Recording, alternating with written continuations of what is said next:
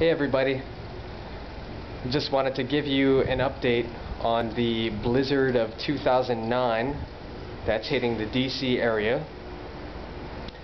Everything seems to have calmed down at this point, and it's about 6 o'clock right now, and I wanted to show you the snow that's accumulated at this point. It's still snowing, it's still coming down, but not as hard. So check this out.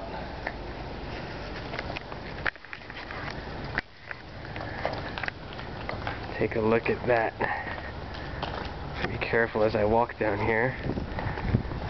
Check this out. And we've got I don't know, what, a foot and a half of snow here. And check that out. That guy's car is buried. He's not going to be too happy tomorrow morning.